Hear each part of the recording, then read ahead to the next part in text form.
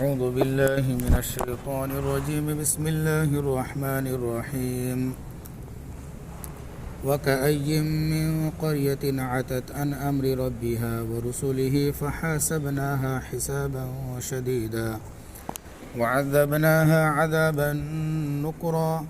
فذاقت وبال أمرها وكان عاقبة أمرها خسرا أعد الله لهم عذابا شديدا فاتقوا الله يا أولي الألباب الذين آمنوا قد أنزل الله إليكم ذكرا رسولا يتلو عليكم آيات الله مبينات ليخرج الذين آمنوا وعملوا الصالحات من الظلمات إلى النور ومن يؤمن بالله ويعمل صالحا يدخله جنات تجري من تحتها الأنهار خالدين فيها أبدا قد أحسن الله له رزقا صدق الله العظيم۔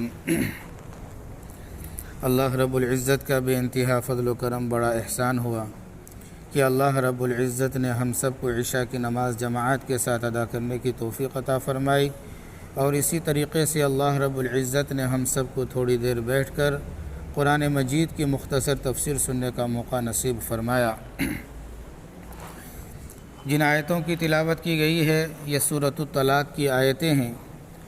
اور سورۃ طلاق کا یہ دوسرا رکوع شروع ہو رہا ہے۔ اس سے قبل پہلا رکوع مکمل ہوا جس کے مضامین اکثر مطلقہ عورت کے تعلق سے ان کے نان و نفقہ اور ان کی عدت کے مسائل کو بیان کیا گیا تھا، اور اسی طریقے سے دوسرے رکوع کے اندر اللہ رب العزت ارشاد فرما رہے ہیں وَكَأَيٍّ مِّن قَرْيَةٍ عَتَتْ عَنْ أَمْرِ رَبِّهَا وَرُسُلِهِ، اور کتنی ہی بستیاں ایسی تھیں کہ جنہوں نے اپنے رب اور اپنے رسول کے حکم کی سرتابی کی۔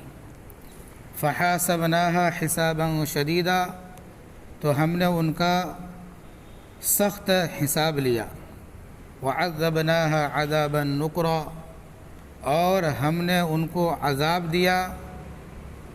ایسا عذاب جو انہوں نے اس سے پہلے اس کو نہیں دیکھا، یعنی سخت عذاب دیا۔ پہلے رکوع کے اندر جو مسائل بیان کیے گئے تھے ان مسائل کو بیان کرنے کا مقصد یہ ہے کہ جو ہے اس پر عمل کیا جائے۔ مطلقہ عورت کے تعلق سے عدت کے بارے میں جیسا کہ یہ مسئلہ بیان کیا گیا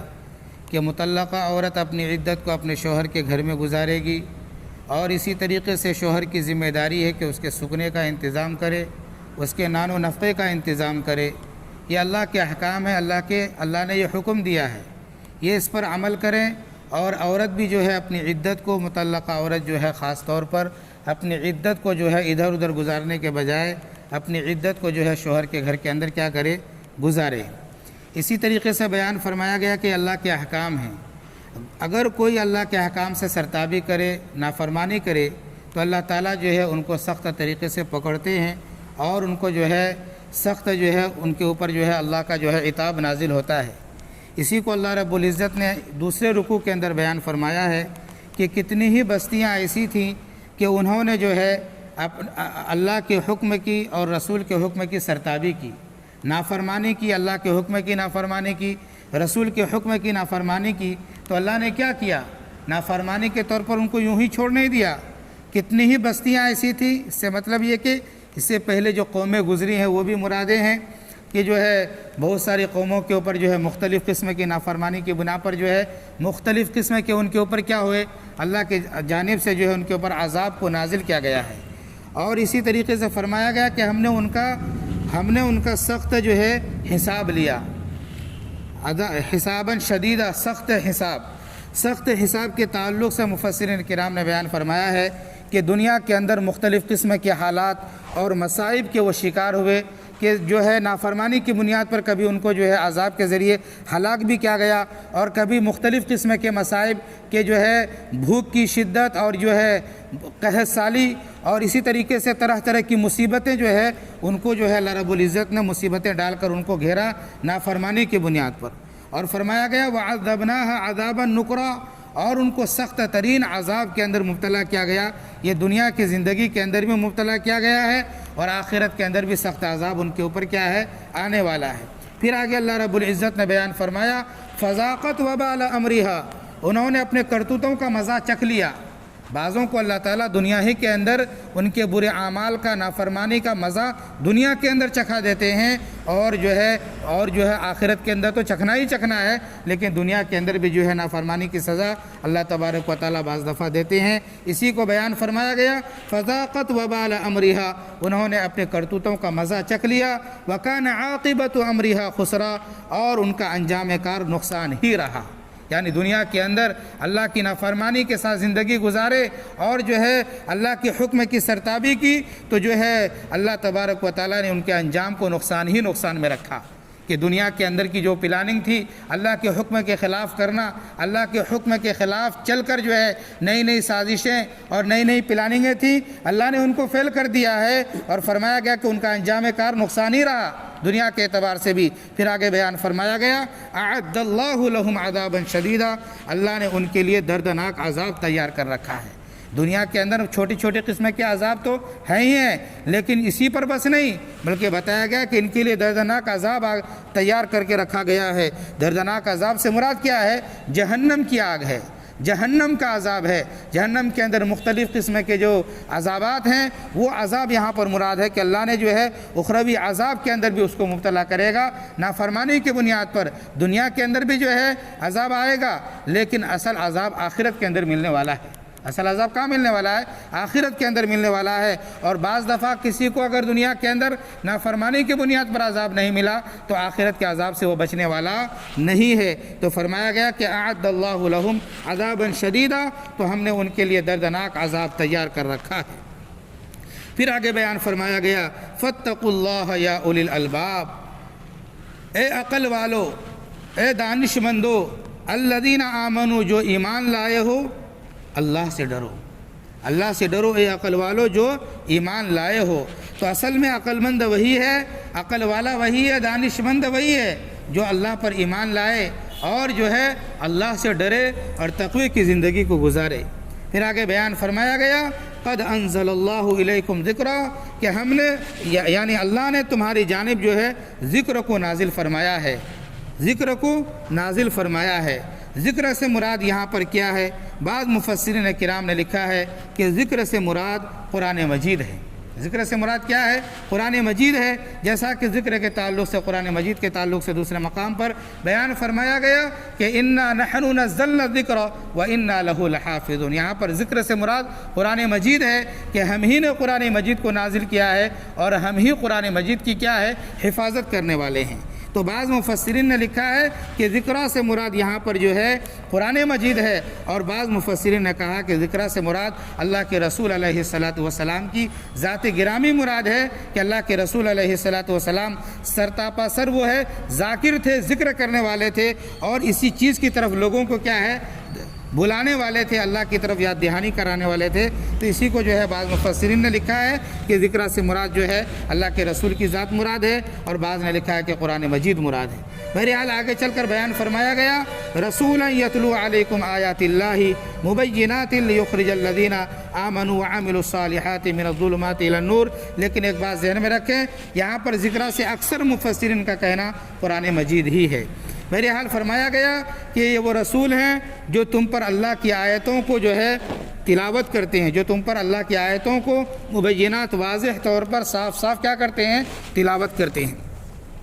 نبی کے آنے کا مقصد یہی ہوتا ہے، رسولا منہم یتلو علیہم آیاتی ویزکیہم ویعلمہم الکتاب والحکمہ، کہ رسول جو ہے اللہ کی آیتوں کو جو ہے اللہ کے احکام کو لوگوں کے سامنے تلاوت کرتے ہیں، اللہ کے آیتوں کو قرآن کو کیا کرتے ہیں؟ رسول تلاوت کرتے ہیں۔ اور اسی طریقے سے فرمایا گیا ویزکیہم، اور ان کا تزکیہ کیا جاتا ہے، ان کا تزکیہ کرتے ہیں، کفر و شرک جو دلوں کے اندر بیٹھا ہوا ہے اس کو نکالنے کی کیا کرتے ہیں؟ محنتیں کرتے ہیں، اس کی کوشش کرتے ہیں۔ اور فرمایا گیا وَيُعَلِّمُهُمُ الْكِتَابَ وَالْحِكْمَةَ، اور کتاب اور حکمت کی کیا کرتے ہیں؟ ان کو تعلیم دیتے ہیں، یعنی اللہ کا جو احکام ہے، جو قرآن ہے، اس کو جو ہے سمجھاتے ہیں، اس کے مطالب کو، اس کے مفہوم کو لوگوں کے اندر بیان کرتے ہیں۔ تو یہ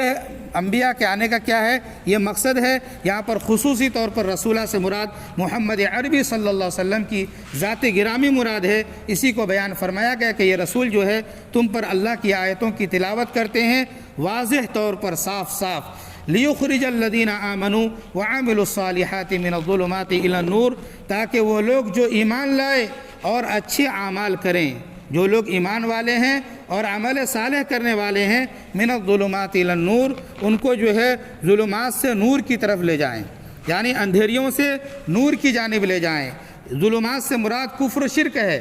اور جو ہے کفر و شرک اور نور سے مراد یہاں پر ہدایت اور ایمان اور اسلام ہے۔ تو بتایا گیا ہے کہ ان کو کفر و شرک کی تاریکی سے نکال کر ایمان اور ہدایت کی روشنی کی طرف کیا ہے، جو ہے ان کو بلایا جاتا ہے عام طور پر، لیخرج الذین، تاکہ نکالے ان لوگوں کو جو ایمان لائے اور اچھے اعمال کرے، ظلمت کی تاریکی سے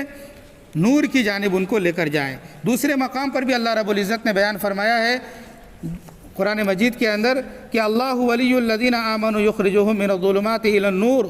والذین کفروا اولیاءہم الطاغوت یخرجونہم من النور الی الظلمات اولئک اصحاب النار هم فیہا خالدون۔ اس کے اندر بیان کیا گیا، سورہ بقرہ کی آیت ہے کہ اللہ جو ہے ایمان والوں کا دوست ہے، ایمان والوں کا حامی ہے، ایمان والوں کا مددگار ہے۔ یخرجہم من الظلمات الی النور، ان کو جو ہے ظلمات سے نور کی طرف لے جاتا ہے، ظلمات سے نکال کر نور کی جانب لے جاتا ہے۔ والذین کفروا اولیاءہم الطاغوت یخرجونہم من النور الی الظلمات، اور جن لوگوں نے کفر کو اختیار کیا ہے تو ان کے دوست کون ہیں، شیاطین ہیں، طاغوت ہیں، اور چاہے وہ شیاطین انس ہوں، شیاطین جنس، فرمایا گیا جن لوگوں نے کفر کو اختیار کیا ان کے دوست طاغوت یعنی شیاطین ہیں۔ یخرجونہم من النور الی الظلمات، وہ جو ہے ان کو نور سے ظلمات کی طرف لے کر جاتے ہیں، یعنی ہدایت کے راستے سے ہٹا کر ظلمت کے راستے کی طرف کون لے جاتا ہے، شیطان لے کر جاتا ہے۔ اور اللہ جو ایمان والوں کا دوست ہے، اللہ تعالیٰ جو ہے تاریکی کے راستے سے نکال کر نور کے راستے کی طرف یعنی ہدایت کے راستے کی طرف اللہ تعالیٰ لے کر جاتا ہے۔ فرمایا گیا اولئک اصحاب النار، جو شیطان کو دوست بنا لیتا ہے، اس کے نقش قدم پر چلتا ہے تو یہ جہنمی ہے، وہ اس کے اندر ہمیشہ رہیں گے۔ اسی طریقے سے جو ہے دوسرے مقام پر جو ہے فرمایا گیا سورہ ابراہیم کے ابتدائی کے اندر اللہ رب العزت نے بیان فرمایا کہ الف لام را کتاب انزلناہ الیک لتخرج الناس من الظلمات الی النور باذن ربہم الی صراط العزیز الحمید، کہ یہ قرآن وہ کتاب ہے جس کو ہم نے آپ کی جانب نازل کیا ہے، آپ کی طرف اتارا ہے، یعنی اللہ کہتا ہے پیغمبر یہ قرآن وہ کتاب ہے جو ہم نے تمہاری طرف اس کو اتارا ہے، لتخرج الناس من الظلمات الی النور، تاکہ آپ لوگوں کو ظلمات سے نور کی طرف لائیں، یعنی کفر و شرک کی تاریکی سے ان کو نکال کر ہدایت کے راستے کی طرف ان کو لائیں، ایمان کی طرف ان کو بلائیں، بِإِذْنِ رَبِّهِمْ، اپنے رب کے حکم سے، اِلَى صِرَاطِ الْعَزِيزِ الْحَمِيدِ، جو زبردست اور ستودہ صفات والا ہے۔ تو گویا کہ نبیوں کا کام یہ ہوتا تھا کہ ظلمت سے لوگوں کو ہٹانا اور نور کی طرف یعنی ایمان کی طرف لوگوں کو کیا کرنا، بلانا۔ اسی کے اندر اس آیت کے اندر بھی اسی کو بیان کیا گیا ہے کہ جو ہے یہ رسول جو ہے تم پر جو ہے اللہ کی آیتوں کو واضح طور پر تلاوت کرتے ہیں تاکہ جو نکالے ان لوگوں کو جو ایمان لائے۔ یہاں پر ایمان والوں کا تذکرہ ہے لیکن دوسرے مقام پر للناس کا تذکرہ ہے، تو للناس سے ہر طرح کے انسان جو ہے اس کے اندر مراد ہو گئے۔ یہ مطلب نہیں ہے کہ صرف ایمان والوں کو ہی جو ہے اللہ کے رسول علیہ السلام جو ہے قرآن کو سنا کر اور جو ہے ایمان کی طرف ان کو بلائیں، اور جو ہے اوروں کو نہیں بلکہ ہر قسم کے مذہب کے لوگوں کے لیے اللہ کے رسول علیہ السلام نبی بن کر آئے، اور گویا کہ اللہ کے رسول علیہ السلام جو ہے سبوں کو یہ پیغام دیتے تھے کہ جو ہے ظلمت سے نکل جاؤ اور ہدایت کی طرف آ جاؤ۔ تو یہی فرمایا گیا کہ لیخرج الذین آمنوا وعملوا الصالحات من الظلمات الی النور، تاکہ نکالیں ان لوگوں کو جو ایمان لائے اور اچھے اعمال کرے، ظلمت سے نور کی طرف ان کو لے کر آئیں۔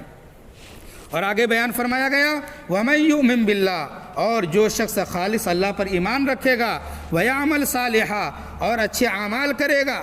ایمان کی بنیاد پر، اچھے اعمال کی بنیاد پر اللہ تعالیٰ اس کی جزا کو بیان کر رہے ہیں کہ ان کو کیا ملنے والا ہے۔ جو نافرمانی کیا، اللہ کے حکم کی سرتابی کی، ان کے بارے میں بیان فرمایا گیا ہے اعد اللہ لہم عذابا شدیدا، ان کے لیے سخت ترین عذاب ہے جو ایمان قبول نہ کرے، اللہ کی نافرمانی کرے، رسولوں کی نافرمانی کرے، اور جو اللہ کی حکم کی تابعداری کرے، رسول کے حکم کی، رسولوں کی تابعداری کرے، ان کی باتوں کو مانے، تو ان کی جزا کیا ہے، ان کی سزا، ان کو ملنے والا انعام کیا ہے، اسی کو بیان فرمایا گیا۔ وَمَن يُؤْمِن بِاللَّهِ وَيَعْمَلْ صَالِحًا، جو اللہ پر ایمان لائے اور اچھے اعمال کو اختیار کرے، اللہ کہتا ہے يُدْخِلْهُ جَنَّاتٍ تَجْرِي مِن تَحْتِهَا الْأَنْهَارُ، ان کو داخل کیا جائے گا ایسے باغات کے اندر جس کے نیچے سے نہریں بہہ رہی ہوں گی، جس کے نیچے سے کیا ہیں، نہریں بہہ رہی ہوں گی، یعنی اللہ تعالیٰ اس کو کہاں داخل کریں گے، جنت کے اندر داخل کریں گے۔ پھر آگے بیان فرمایا گیا خالدین فیہا ابدا،